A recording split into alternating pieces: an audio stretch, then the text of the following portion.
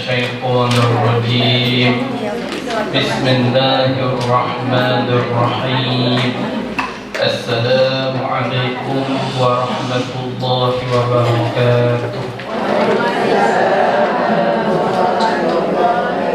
الحمد لله نحمده ونستعينه ونستغفره ونعوذ بالله من شرور أنفسنا ومن سيئات أعمالنا من يهد الله فلا مضل له ومن يضلل فلا هادي له أشهد أن لا إله إلا الله وحده لا شريك له وأشهد أن سيدنا محمدا عبده ورسوله رب اشرح لي صدري ويسر لي أمري واحلل عقدة من لساني يفقهوا قولي سبحان الله والحمد لله ولا إله إلا الله والله أكبر ولا حول ولا قوة إلا بالله العلي العظيم العزيز العليم عدد كل حرف كتب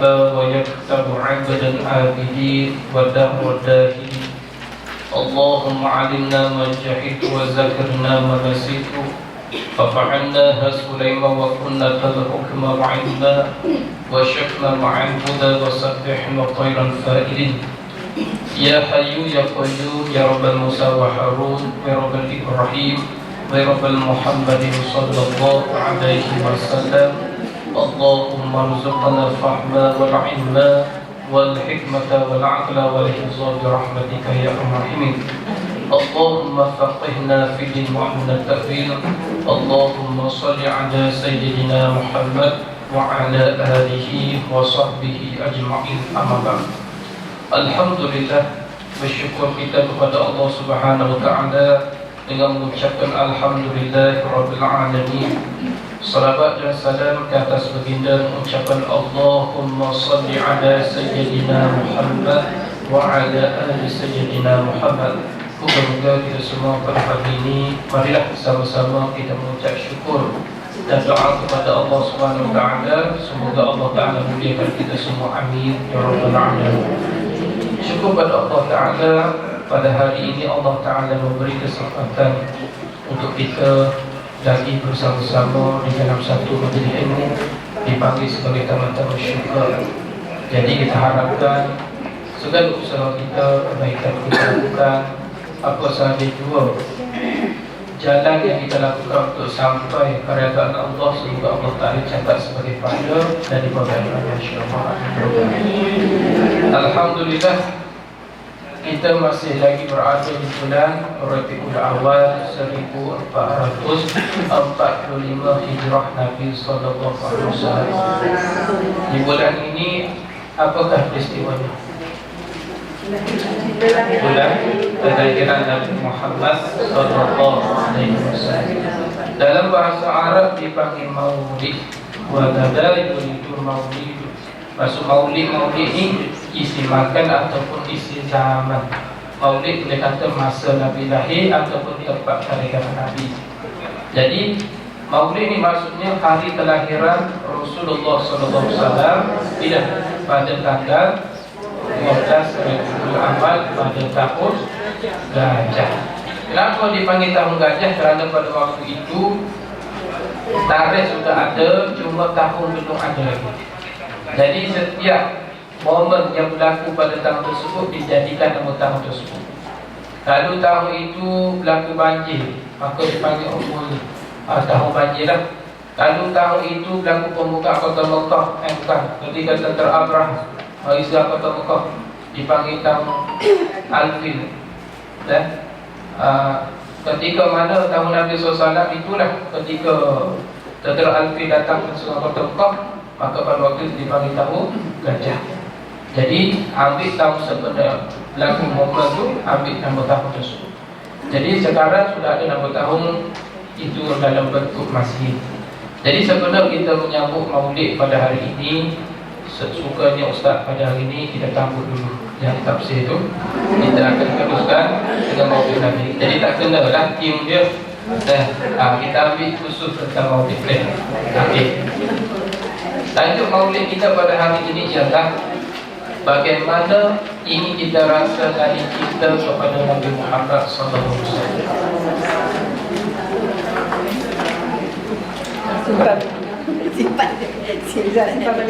Okay. Tajuk kita pada hari ini sebelum maulid Nabi SAW, bagaimana ingin lahir rasa cinta kepada Nabi Muhammad SAW. Muslimin dan muslimat yang dirahmati Allah Subhanahu Wa Taala. Kita maklum, kita sekarang berada di umat akhir zaman. Di antara yang perlu kita ingati, sentiasa kita perlu renew adalah umat akhir zaman. Kerana umat akhir zaman ini adalah umat yang penuh dengan fitnah. Yang mana umat akhir zaman inilah yang perlu diasap supaya semakin mengingati Nabi SAW, supaya lahir rasa cinta kepada Rasulullah SAW. Jadi oleh itu, bagaimanakah kita ingin rasa lahir cinta kepada Nabi Muhammad SAW? Tak lain tak bukan kita mengenali siapa itu Nabi Muhammad SAW. Namanya Muhammad bin Abdullah ataupun dipanggil nama Muhammad. Ada dalam riwayat menyebut antara nama yang paling bagus, antara nama yang paling mulia ialah Muhammad ataupun Ahmad.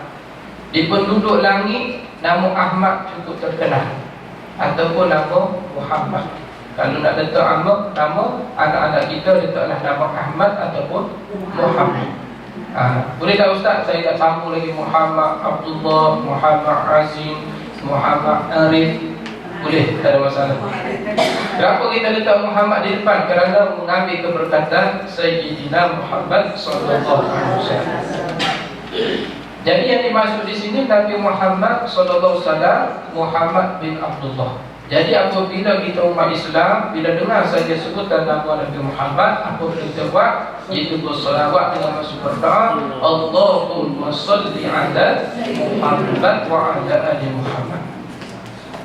Seperti mana disebut dalam surah Al-Ahzab ayat 56, yang mana selalu untuk khutbah dia duk baca, Innallaha wa malaikatahu yusalluna 'alan nabi ya ayyuhalladzina amanu sallu 'alaihi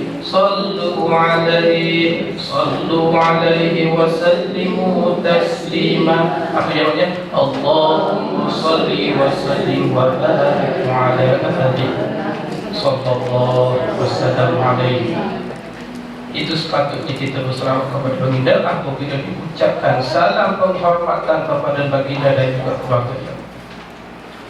Dalam riwayat An-Nasa'i dan juga Ibn Hibban, Nabi SAW berpesan, sesungguhnya orang yang paling dekat denganku pada hari kiamat ialah orang yang banyak bersalawat ke atasku. Jadi mana-mana orang yang ingin bersama dengan Rasulullah pada hari kiamat, banyakkanlah bersalawat kepada baginda Muhammad SAW. Datanglah sahabat Nabi, kaifa shalla alayya ya Muhammad, kaifa shalla alayka ya Rasulullah, bagaimana aku ingin bersalawat kepada kamu ya Nabi? Nabi pun jawab, Allahumma salli ala Muhammad wa ala ali Muhammad. Ataupun boleh juga tambah Sayyidina, Allahumma salli ala Sayyidina Muhammad wa ala ali Sayyidina Muhammad. Ataupun Allahumma salli ala Muhammad wa ala alihi wa sahbihi ajma'in. Boleh mana-mana. Panjang Ustaz, tapi ini boleh Allahumma salli ala Muhammad, selesai. Nah, itu bagi orang yang pemalahan. Jadi oleh itu, orang yang paling keliput sekali dalam kehidupan ini siapa? Iaitu apabila disebut nama Nabi SAW, dia tidak mahu berselawat kepada baginda SAW. Itulah orang yang paling kedekut sekali, bakhil, kata Nabi. Jadi sesuai dengan tajuk kita hari ini, bagaimana ingin rasa lahir cinta kepada Nabi Muhammad SAW, khususnya bagi umat akhir zaman. Kita maklum, umat Islam akhir zaman hari ini ramai yang melupakan agama, ramai yang melupakan Tuhan, ramai yang melupakan Nabi kita Muhammad SAW. Akhir zaman Muhammad hanya diletak nama pada bayi yang baru lahir sahaja. Tapi apabila disebut tentang siapa itu Muhammad, tak pernah mengambil berat, tak pernah diendahkan. Sirah Nabi tak pernah baca, Kehidupan Nabi SAW tidak pernah dengar yang mana pengorbanan Nabi SAW tidak pernah kita renungi, dan jasa perjuangan Rasulullah SAW tidak pernah kita hargai. Itulah hakikat yang berlaku pada umat akhir zaman. Cuba pergi ke mana-mana, cuba tanya anak muda hari ini, siapa Nabi Muhammad? Oh, Nabi Muhammad kenal. Bapaknya siapa? Oh, tak tahu. Tanya untuk dia siapa? Tak tahu. Apa tanggungjawab Nabi? Tak tahu. Hanya kenal Muhammad saja.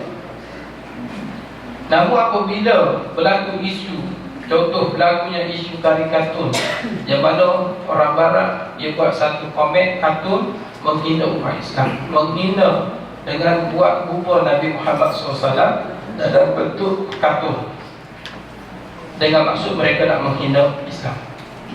Maka bangkitlah umat Islam dalam ramai-ramai ini. Adalah segelintir umat Islam yang cukup sensitif dalam bab ni. Mereka pun bangkit, mereka mempertahankan Nabi, mereka tunjuk demokrasi, tunjuk kita ni rasa cinta kepada Nabi Muhammad SAW.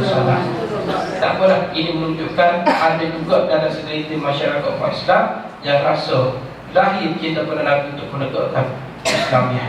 Baguslah ada perbuatan yang bagus. Ada seorang pensyarah daripada India.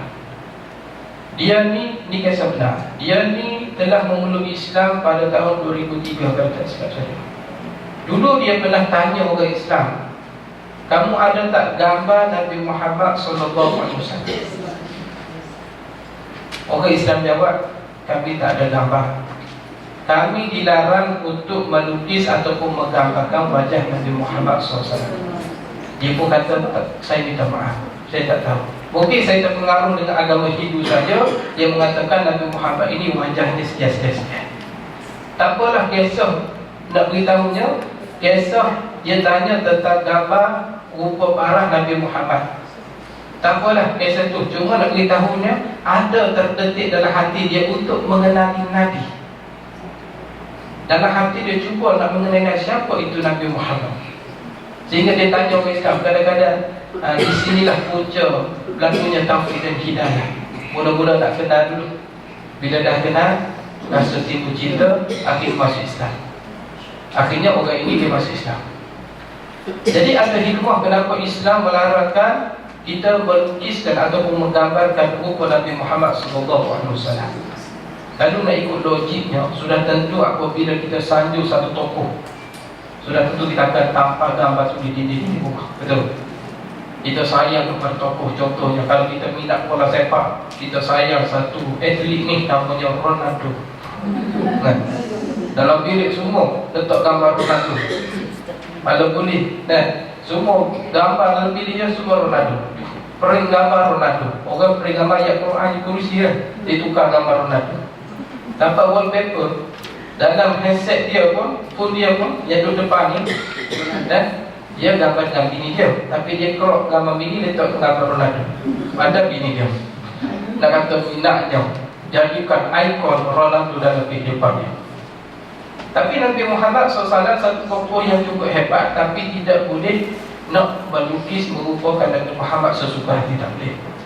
Kerana apa? Kerana Nabi Muhammad SAW diutuskan bukan tujuan untuk dipaparkan, ditontonkan, untuk begitu-begitu, tidak. Itu bukan tujuan Nabi SAW diutuskan. Cukuplah kita umat akhir zaman yang mana kita hidup selepas daripada kewafatan Nabi SAW. Bagaimana kita ingin rasa lahir cinta? Sama tak rasa cinta kita dengan sahabat? Memang tak sama. Sahabat SAW mereka cukup cinta pada Nabi kerana mereka tengok susuk tubuh pada Nabi SAW. Nak kata sahabat dengan kita mana lagi hebat? Kita lagi hebat daripada sahabat. Kerana apa? Kita dapat mencintai Rasulullah, padahal kita tak pernah sentuh Nabi, tak pernah tengok Nabi, tapi rasa lagi mahabbah, rasa kasih sayang kepada Nabi Muhammad SAW. Jadi oleh itu kita perlu ada rasa cinta kasih sayang pada Rasulullah SAW. Tetapi sayangnya akhir zaman ini, rasa cinta, rasa kasih sayang itu diucapkan sesuka hati. Hari ini diterjemahkan cinta sayang itu kepada orang yang tidak sepatutnya. Contoh seperti mana antara laki-laki yang perempuan yang bukan mahram, mereka sedang dilamu cinta, mereka kata I love you, you love me, I gosok you, you gosok me. Yang paling teruk sekali, mereka terjemuhkan rasa cinta itu dalam bentuk menjual makanan. Jadi Ustaz mengambil kesempatan di sini bahawasanya atas kesedaran inilah sepatutnya kita letak kecintaan, kasih sayang ini kepada orang yang selayaknya, yaitu Sayyidina Muhammad sallallahu alaihi wasallam. Apabila rasa kasih sayang kita pada Nabi, kita persembahkan cinta kita pada Rasulullah, barulah menarik minat kita untuk mengikuti jejak langkah kehidupan Nabi sallallahu alaihi wasallam. Apabila kita sudah kenal siapa itu Nabi Muhammad, maka apabila kita rasa cinta, kita akan cuba tiru kelakuan kehidupan beliau. Seperti tadilah, kalau kita minat seorang pemain bola sepak Ronaldo, kita minat Messi, kita cuba tiru cara kehidupan dia orang, cara berjalan dia orang. Contoh kita minat satu artis ni kan, kita minat artis K-pop, nah, kita cuba nak tiru gaya K-pop pun. Kalau jalan-jalan macam tu, kalau fashion macam tu, kalau dia pakai baju selek macam tu, kalau pakai seluar pendek lah juga kita. Itulah rasa cinta kita pada dia. Kita ikut, kita tipu tingkah laku dia. Jadi sebab itulah ibu-ibu dan bagi Allah SWT hari ini nak mengajak kepada kita nak melahirkan rasa mahabbah kasih sayang pada Nabi Muhammad SAW. Ini yang paling penting. Okey, baik. Kata Dr. Muhammad Said Ramadan Al-Buti, seorang ulama yang hebat. Tak silap saja dia mati di bom. Masa dia duduk kuliah tu, hari satu orang bom bunuh diri.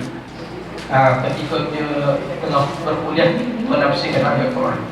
Dia satu ulama yang hebat sehingga orang Yahudi pun takut Syekh Ramadan Al-Buti. Kata Dr. Muhammad Said Ramadan Al-Buti, dia kata dalam kitab Fiqh Sirah dan Nur Al-Yaqin, dia bercerita tentang kehebatan Nabi Muhammad SAW. Yang mana Syekh Ramadan Al-Buti kata Nabi Muhammad ni bukan manusia sebarangan. Bukan manusia sebarangan. Beliau memiliki peribadi yang cukup terpuji. Yang mana Nabi SAW ni, kalau kita tengok perjalanan kehidupan Nabi SAW, skrip kehidupan Nabi cukup luar biasa. Sebab itu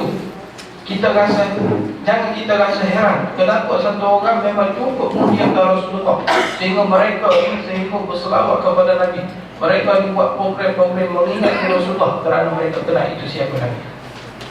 Adapun kita ni orang jahil, kita tak tahu secara detail peribadi Nabi Muhammad, kita menganggap Nabi Muhammad ni biasa-biasa saja, macam orang tokoh-tokoh biasa saja. Itu bagi orang tidak mengenal. Kalau kita start daripada A to Z, start daripada kelahiran Nabi sampailah Nabi wafat, tengok skrip-skrip kehidupan Nabi cukup luar biasa, bukan calang-calang kehidupan Nabi. Itulah namanya Muhammad bin Abdullah, satu ikon dalam kehidupan kita.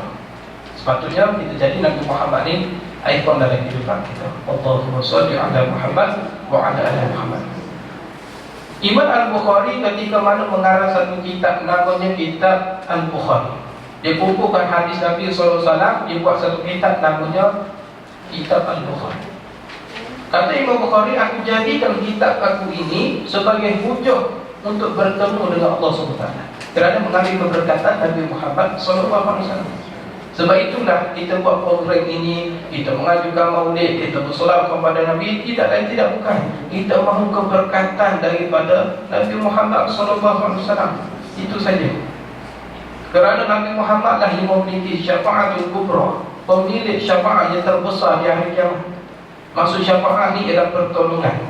Bukan Nabi bersyafaat, tapi Allah yang bersyafaat. Nabi sebagai orang yang recommend, ya Allah berilah syafaat orang ni, Allah pun beri syafaat. Siapa pemilik syafaat? Allah Ta'ala, tapi Nabi sebagai orang tengah recommend kepada Allah untuk beri syafaat. Dan sehingga orang kafir pun mereka diringankan azab dengan keberkatan Nabi. Siapa dia tu? Abu Lahab.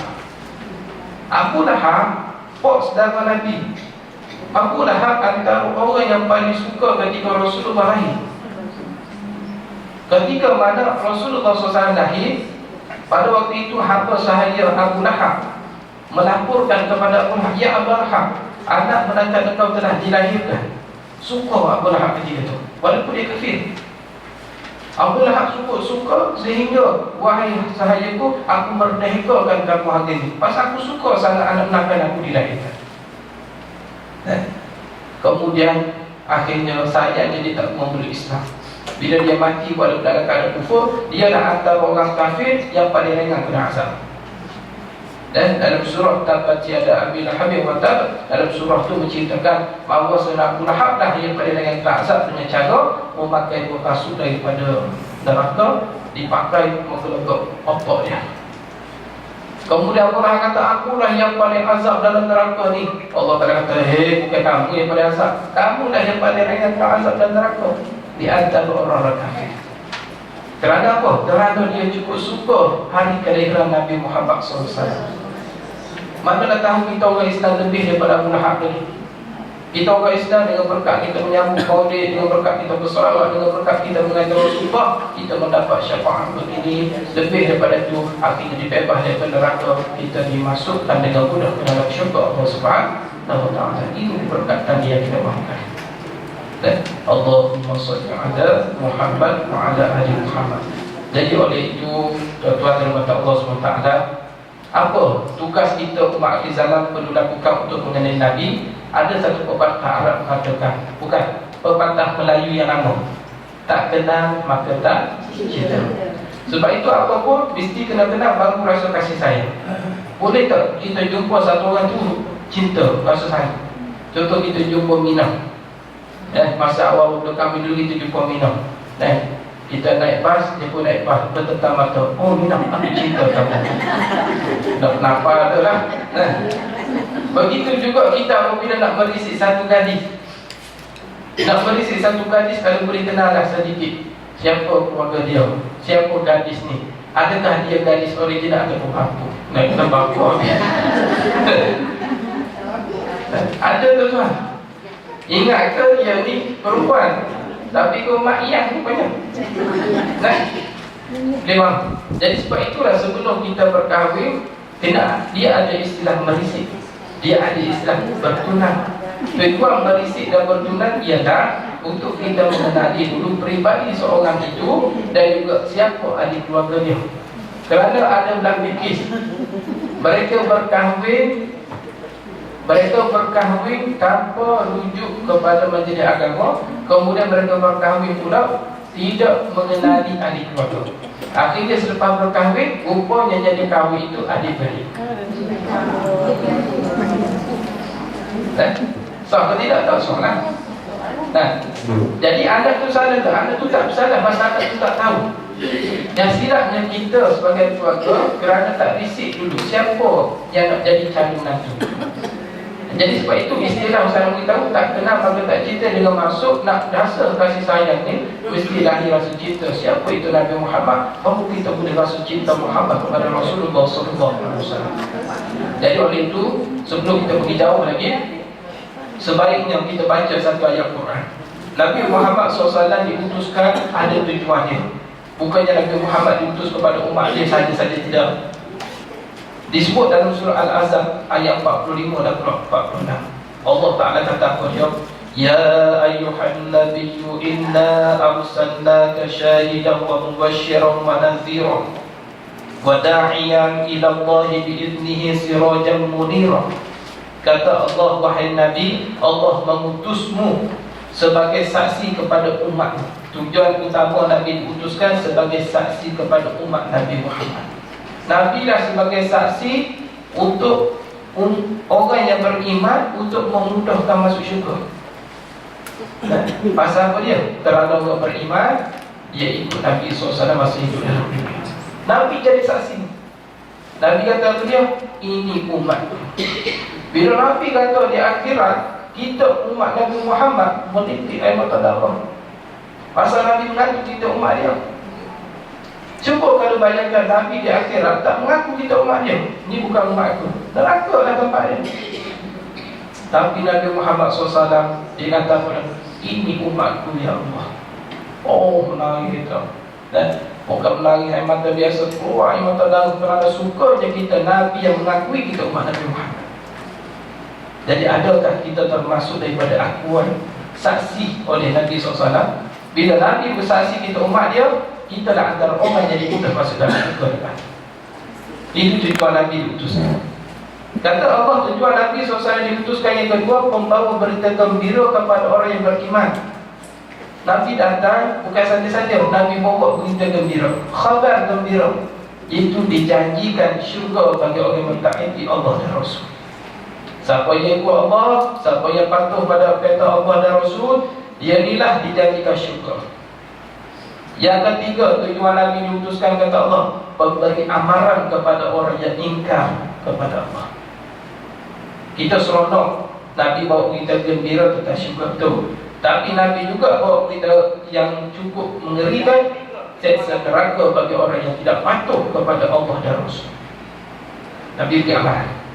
Yang kelima, tujuan Nabi diutuskan ialah sebagai penyeru kepada umat manusia seluruhnya kepada agama Allah dengan taufik yang diberi pada Allah SWT. Tujuan Nabi diutuskan untuk apa? Untuk perbaiki balik agama yang menyeleweng, supaya kembali ke agama menyembah Allah SWT. Contoh yang mudah, Nabi Muhammad SAW diutus di bumi Arab. Al-Quran pun diutus di bumi Arab. Kenapa Quran diturun di Arab? Nabi Muhammad dilahirkan daripada golongan Arab. Kerana Arab ketika itu dikenali dengan Arab Jahiliyah. Kerana di antara manusia yang cukup teruk, manusia yang cukup keras, manusia yang cukup brutal perangai dia, cukup teruk, maka Allah Ta'ala nak perbaiki balik. Apa amalan jahiliyah? Yang pertama, dia sembah berhala. Banyak berhala di Kaabah ketika itu. Allah Ta'ala, titik mana Allah faham dan sebagainya. Yang kedua, amalan jahiliyah dia membunuh anak perempuan secara hidup-hidup. Nasib perempuan pada saat itu, sebelum datang Quran dan Nabi Muhammad, apa nasib perempuan? Dilahirkan untuk melahirkan, menjadi hamba pemuas nafsu bagi lelaki saja. Tak ada nilai perempuan ini di mata masyarakat jahiliyah ketika itu. Tetapi selepas datang Nabi Muhammad SAW, selepas ditunggu Al-Quran di bumi Arab, akhirnya perempuan diangkat, dimuliakan. Hari ini di mana perempuan? Setanding lelaki. Dulu kalau anda tengok perempuan kerja berat-berat, dia susah. Biasanya kerja berat-berat, kerja store, angkat barang, kerja mekanik, buat rumah batu, buat bangunan, buat konkrit, baiki motor, baiki kereta, biasanya lelaki lah. Bang, pergi bengkel, abang, pergi bengkel, abang. Tadi ni pergi bengkel, kakak pula. Pergi bengkel, saya nak tukar brake pad lah. Boleh dulu tukar? Boleh bang. Dulu. Kita ingat dia kerana bengkel tu, bukan ingatkan dia yang jadi pomeng itu. Okey, tunggu dulu, saya tunggu buat tukar bengkel. Saya tukar brake pad kejap. Abang tunggu dulu. Jadi siapa pomeng? Saya lah pomeng. Mana saja. Perempuan tak boleh. Dulu nak tengok perempuan buat rumah batu, buat bangunan. Dulu nak tengok perempuan cukup susah. Hari ni tengoklah, ada perempuan yang sanggup buat bangunan. Dia tukang buat bangunan, dia tukang buat rumah batu. Dia buat, dia dah terbang pilot, dia dah naik astronot. Kemudian dia lah jadi pemimpin negara. Dulu kalau nak tengok perempuan naik motor Aljet, cukup susah. Hari ni perempuan lebih pada lelaki. Dulu lelaki Superman RZ, dari perempuan Superwoman RZ. Tak katanya perempuan hari ini boleh cedera lelaki. Pasal apa dia? Berkat pengorbanan Rasulullah SAW mengangkat martabat wanita. Hari ini wanita boleh setanding, wanita boleh duduk di depan, wanita boleh maju ke depan. Sehingga mana wanita hari ini kalau pergi ke mana-mana semuanya wanita. Kalau berjalan sepak pun wanita juga. Kalau penuh dengan wanita ini, berani mereka ke depan terhadap apa? Jasa Rasulullah. Baik itu wahai perempuan, kenalah cukup berterima kasih kepada Nabi SAW, kerana Rasulullah lah, Al-Quran lah yang mengangkat martabat wanita pada hari Allah. Dulu daripada kegelapan, di mana jahiliyah, bila datang Nabi Muhammad diutuskan, kembali kepada ilan nur, kepada cahaya kehidupan manusia. Baik, yang keenam, Nabi diutuskan bagi manusia sebagai lampu yang menerangi. Lampu ni apa dia? Sumber cahaya itu. Lampu lah dipanggil tempat sumber cahaya. Maksudnya Nabi Muhammad ini sumber cahaya kehidupan bagi seluruh manusia. Datang Nabi Muhammad, baru umat manusia nampak jalan kebenaran, jalan untuk menuju kehidupan. Tujuan kita hidup, baru nak manusia nampak Allahu Rabbilah. Itu rupanya tujuan yang Allah Ta'ala utuskan kepada kita, supaya kita dapat mengenali Nabi Muhammad ada tugas yang penting, yang besar, tuan-tuan Allah Subhanahu Wa Ta'ala. Baik, sedikit lagi sebagai kesimpulan Ustaz nak buat di sini. Sebagai kesimpulan, sebab kita ada selawat sekejap. Baik, kesimpulannya di sini. Kenapa kita bersungguh sangat untuk meraihkan hari kelahiran Nabi Muhammad? Kenapa kita mahu supaya kita mengingati Nabi, ikut sunnah Nabi SAW? Kerana tak bukan supaya kita dapat keberkatan bersama dengan Rasulullah pada hari kiamat. Kerana apa dia? Kerana ada disebut dalam ayat Quran, yang mana tuan-tuan kata Allah Subhanahu Wa Taala, pada hari kiamat esok, orang mukmin mereka lah yang dimudah masuk syurga kerana Nabi menjadi saksi kepada mereka. Adapun orang kafir, bila mereka masuk ke dalam api neraka, mereka cukup menyesal. Mereka marah pada diri mereka kerana tidak mengikuti Nabi ketika mana mereka berada di dunia. Menyesalnya marah mereka pada diri sendiri ibarat seperti mereka gigit tangan mereka marah pada diri dia. Apalah aku ni sampai gigit, sampai marah diri. Ketika ahli neraka duduk dalam neraka, dalam ayat Quran, dalam surah Al-Furqan ayat 27 hingga 29, Allah Ta'ala cerita gambaran orang yang tak ikut Nabi. Allah Ta'ala kata, wa yawma ya'uddu zalimu 'ala yadayhi yaqulu ya laitani ittakhadhtu ma'a rasulil sabila yawma laitani lam attakhidh fulanan qabila laqad adallani 'anil dhikri ba'da idh ja'ani wa kana syaitanu lil insani khudhulah. Ahli neraka kata, alangkah baiknya masa aku di dunia aku mengikuti Nabi SAW. Menyesal dia kerana tak ikut Rasulullah. Dan alangkah baiknya kalau atas dunia aku ikut Nabi, mesti aku tak kena begini. Banyak kisah-kisah dulu umat-umat lalu dibinasa kerana tak dengar perintah Nabi. Kaum Nabi Lut. Kalau Nabi Lut diutus kepada kaum Sadum, kaum yang cukup melampau. Perangai mereka apa dia? Iaitu mereka ada hubungan sesama sendiri, laki-laki, perempuan dengan perempuan. Dipanggil LGBT lah, lesbian dan sebagainya. Masa itu Nabi Lut dah beri amaran, kalau kamu tak buat, kamu buat juga begini, Allah turun bala. Berimanlah pada Allah. Fikir. Akhirnya Allah Ta'ala balik bumi. Tanah di bawah naik ke atas, tasik di bawah naik ke atas, tanah kembali ke bawah. Hari ini dipanggil laut. Sama lah seperti mana umat-umat Nabi Nuh AS. Peristiwa Nabi Nuh apa dia? Ketika Nabi Nuh AS dakwah kepada umat dia, berimanlah pada Allah, tapi umat dia degil. Sampai Nabi Nuh tak tahan, Nabi Nuh berdoa, ya Allah berilah bala kepada mereka. Allah berkata, wahai Nuh, pergilah ke kampung, buatlah satu kapal. Maka Nabi Nuh AS pun buatlah kapal di tengah-tengah kampung. Ketika Nabi Nuh sedang buat kapal, orang cemuh Nabi Nuh, orang maki Nabi Nuh. Kata Nabi Nuh, dah gila kamu buat kapal tengah hutan, tengah laut. Buat dalam sungai kapal, kenapa buat tengah hutan? Ketika kapal Nabi Nuh hampir siap, maka umat Nabi Nuh AS ni cukup melampau. Mereka pun rancang nak buat haji dekat kapal Nabi Nuh. Bila mereka rasa sakit tu, mana tempat dia? Kapal Nabi Nuh. Bila mereka cari diri, mana tempat dia? Kapal Nabi Nuh AS. Dan api rombok di kapal Nabi Nuh penuh dengan air. Tapi ada satu umat Nabi Nuh yang memang tak sedar diri itu. Kenapa? Sudahlah buta, ada juga keinginan nak pergi kapal Nabi Nuh. Dan duduk buta tu nak pergi juga, pergi buat haji kat sana. Dia pun jalan dalam buta dia, sampai dah kapal Nabi Nuh. Dia pun duduk buat haji, join kawan-kawan dia tu. Dia pun bangun, dia pegang tiap kapal Nabi Nuh, dia pun terlicin, gebuh jatuh. Kalau dia hampir berumur dengan haji, dia pun sapu kat mukanya, boleh nampak. Ini baru berjalan. Bila boleh nampak, dia segera balik ke kampung dia, lapor kepada kawan-kawan dia, ada ubat mujarah, aku boleh nampak lagi. Itu kan, tadi kamu buta boleh nampak, boleh nampak. Ada ubat mujarah, ada lagi, ada lagi sikit ni. Maka ramai-ramai pun pergi ambil ubat mujarah.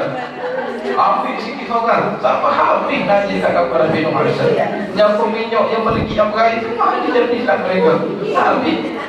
Begitu sekali Allah Ta'ala hina umat Nabi Nuh dengan Nabi kerana dia hina Nabi Nuh dengan Nabi. Allah Ta'ala. Maka ketika mana poh banjir besar nak datang, dari sikit lagi. Ketika poh banjir nak datang, maka ketika itulah Nabi Nuh naik ke kapal. Nabi perintah kepada orang beriman lain, perintah kepada binatang berpasang-pasangan lain. Pada waktu itu bila dah naik semua, Nabi Nuh berkata kepada dia, wahai mana anakku ni, jaga anak dia. Rupanya anak dia belum naik lagi. Rupanya anak dia berhimpun dengan orang kafir di bawah. Daripada kapal Nabi Nuh panggil, ya Kan'an ma'ana, ya wahai Kan'an, jom naik ke kapal. Buah banjir besar nak datang lagi. Kata anak dia Kan'an, tidak apa-apa, saya tunggu di sini dan saya selamat di sini. Tiba-tiba datang banjir besar. Habis termasuk anak Nabi Nuh meninggal dunia. Dia selamat siapa? Nabi Nuh beriman di dalam kapal tersebut. Kerana apa? Kerana lawan perintah Nabi Nuh. Nak beritahu di sini, siapa yang lawan perintah Nabi, tak ikut Rasulullah, dia akan rugi dunia dan akhirat. Atas dunia tak ikut perintah Nabi, dia kena bala, akhirat masuk dalam api neraka. Jadi sebab itulah kita mengambil peluang pada hari ini untuk menyambut Maulid Nabi SAW agar kita mendapat keberkatan daripada Rasulullah, agar di akhirat esok kita diselamatkan di dunia dan masuklah selamat di akhirat dan dimudahkan kita masuk ke dalam syurga dengan harapan kita bersama-sama dengan Rasulullah pada hari kiamat. Wallahu ta'ala bisawab. Setakat itu dulu, marilah sama-sama kita bersalawat kepada baginda Rasulullah supaya Allah Ta'ala memurnikan keimanan kita dan kebaikan. Bismillahirrahmanirrahim. Sallallahu ala Muhammad, sallallahu alaihi wasallam, sallallahu ala Muhammad, sallallahu alaihi wasallam. Ya Nabi salam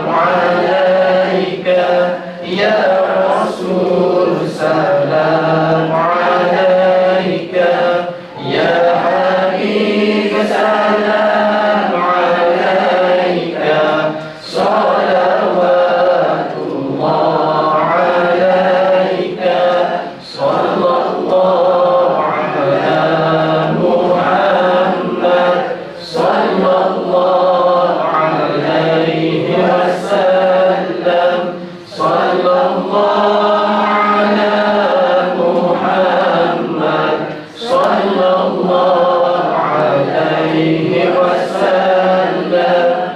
Ashraqal badru alaina fahtafat minhul qulub mithla husnika ra'ayna qattu ya wajha sururi, sallallahu ala Muhammad, sallallahu alaihi wasallam, sallallahu ala Muhammad, sallallahu alaihi wasallam. Anta syamsun, anta badrun, anta nurun fawqa nuri, anta iksiru wa wali, anta misbahu suduri, sallallahu ala Muhammad, sallallahu alaihi wasallam, sallallahu ala Muhammad, sallallahu alaihi wasallam. Ya Habibi ya Muhammad, ya arusal khafiqaini, ya mu'ayyad ya mumajjad, ya imam al-qiblataini, sallallahu ala Muhammad, sallallahu alaihi wasallam, sallallahu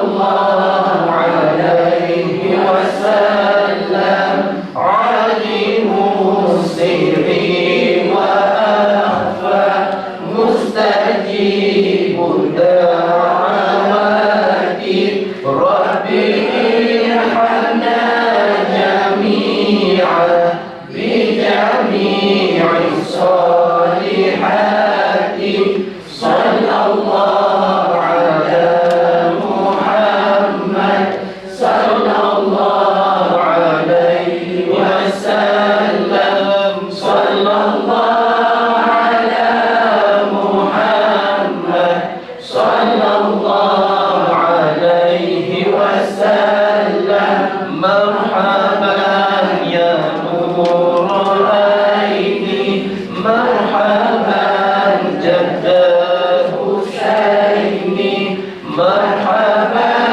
يا نور عيني مرحبا جد حسيني صلى الله على محمد صلى الله عليه وسلم صلى الله على محمد صلى الله عليه وسلم اللهم صل وسلم وبارك على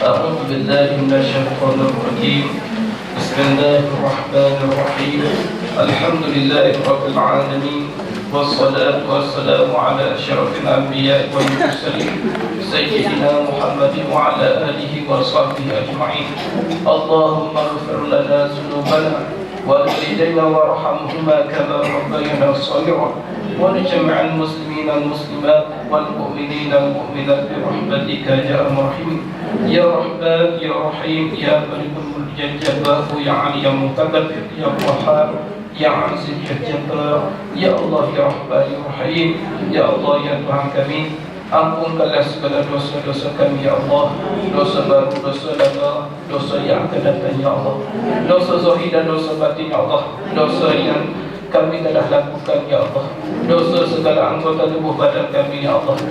Ya Allah ya Rahman Rahim, ampunilah dosa kedua ibu bapa kami ya Allah, dosa arwah bapa kami, dosa arwah ibu kami yang mana masih hidup atau yang telah mati ya Allah. Ya Allah ya Rahman Rahim, ampunilah dosa istri-istri kami ya Allah, ampunilah dosa suami-suami kami ya Allah, ampunilah dosa anak-anak kami ya Allah, ampunilah dosa kaum kerabat kami ya Allah, ampunilah dosa nenek moyang kami ya Allah, ampunkanlah dosa kaum menantu kami ya Allah, ampunlah dosa kenalan kami, sahabat kami ya Allah, ampunlah dosa kaum muslimin dan muslimat yang hidup ataupun telah mati ya Allah. Ya Rahman Rahim, dengan keberkatan bulan Maulid Nabi Muhammad sallallahu alaihi wasallam ini ya Allah, kami memohon keberkatan daripada-Mu ya Allah. Ya Allah, berkatilah hidup kami ya Allah, afiatkanlah hidup kami ya Allah, permudahkanlah urusan hidup kami ya Allah.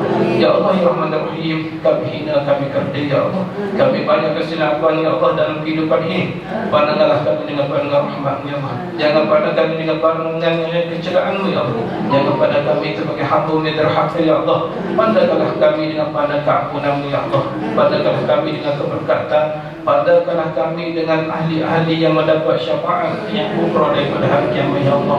Ya Allah ya Rahman Rahim, jadikanlah kami, majlis kami ini mahabbah kasih sayang kepada baginda Muhammad SAW sebagai asbab untuk kami untuk memperolehi kemudahan masuk syurga pada hari akhirat ya Allah.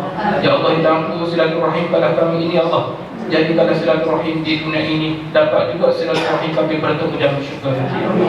Ya Allah ya Rahman Rahim, berkatilah majlis kami ini ya Allah, berteruskanlah majlis ini ya Allah, bergantilah majlis ini ya Allah, jadikanlah majlis ini sebagai pahala, majlis ilmu ini sebagai tempat untuk kami bernadah ilmu. Berkat keberkatan ini ya Allah, berikanlah kefahaman kami dengan baik ya Allah, berikanlah kami di dalam keamanan amal yang dapat kami lakukan setelah kami belajar ya Allah.